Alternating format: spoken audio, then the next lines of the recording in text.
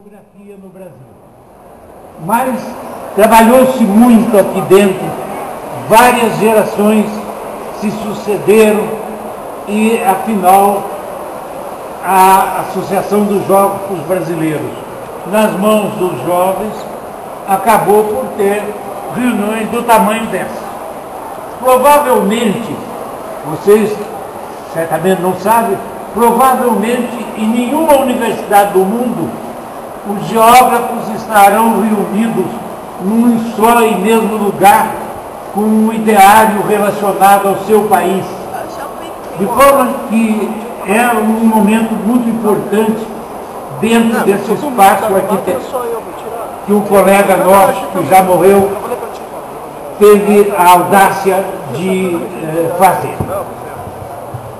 Eu não pude estar aqui de manhã do problema que me foi solicitado, ou seja, a transposição de águas do São Francisco para o Nordeste seco, sobretudo Ceará e Rio Grande do Norte.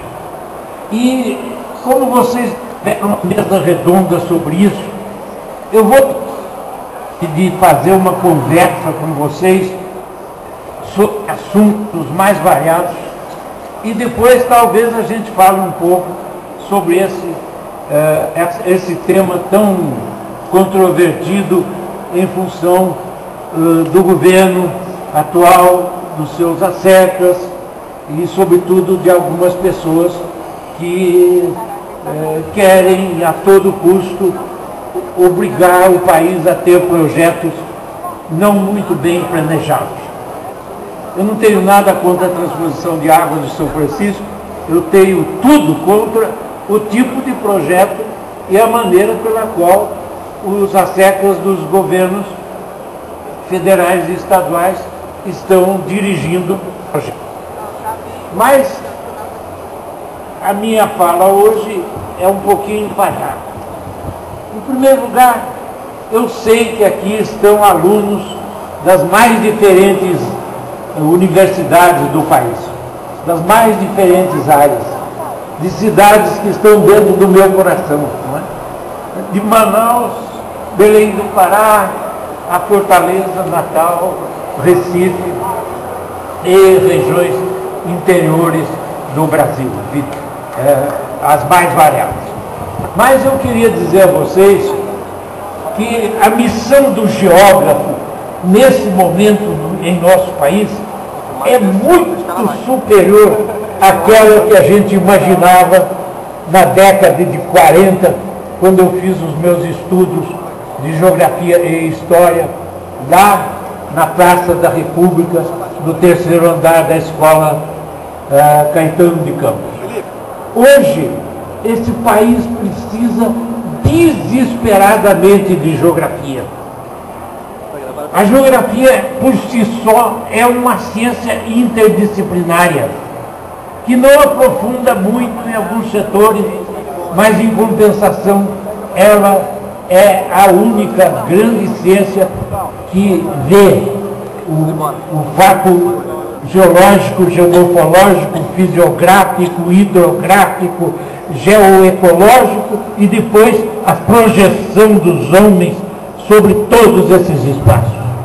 E isso se tornou um fato muito importante nesse momento no Brasil, porque, devido à pressão do neocapitalismo, tudo ficou muito complicado entre nós.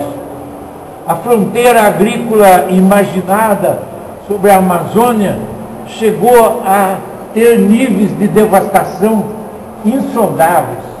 No centro-sul do Pará, 13 anos, os fazendeiros, agropecuaristas e madeireiros conseguiram devastar 50,5% do espaço total da região.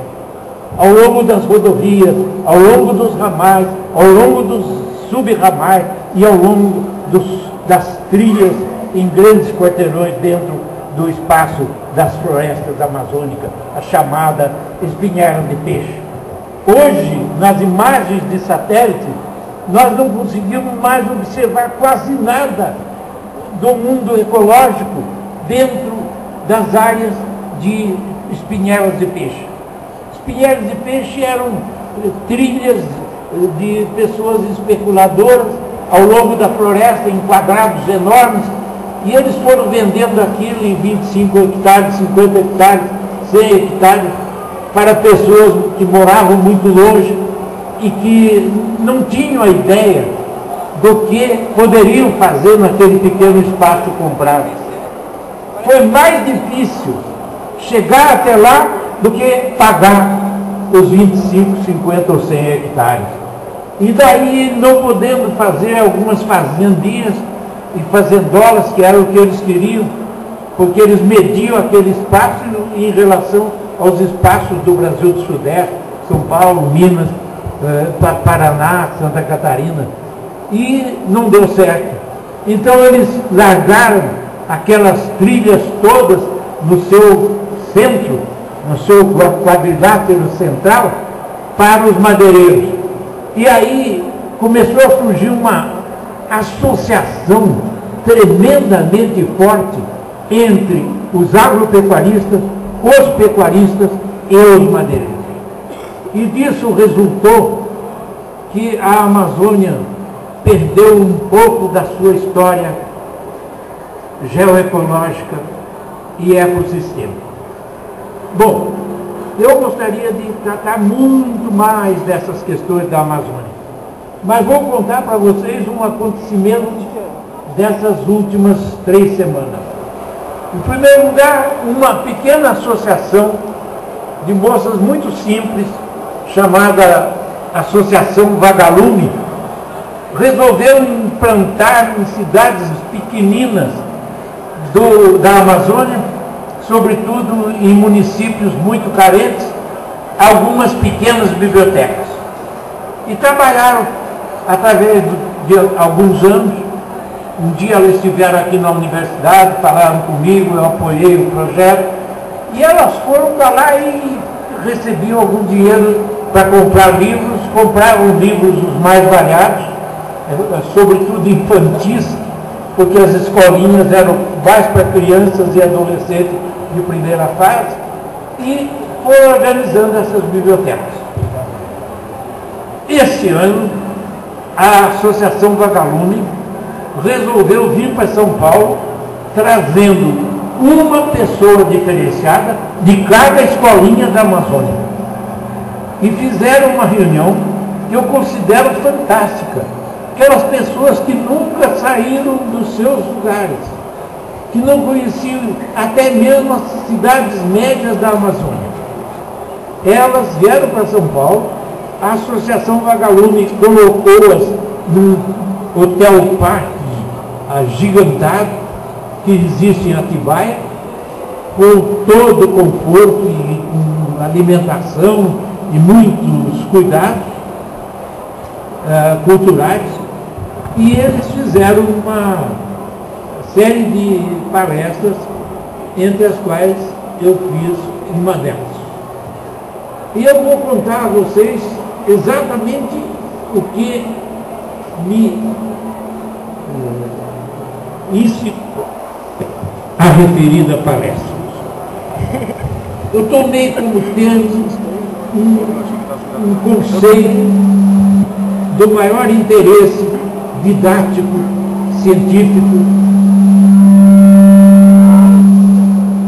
e de utilidade para as crianças e para as professorinhas das amazônicas. E este conceito eu vou trazer para vocês, embora eu lá tenha para que eles arranjassem um quadro negro. Eu não sei trabalhar como professor sem um quadro negro, né? Então eu vou fazer coisas com a mão, né? Aqui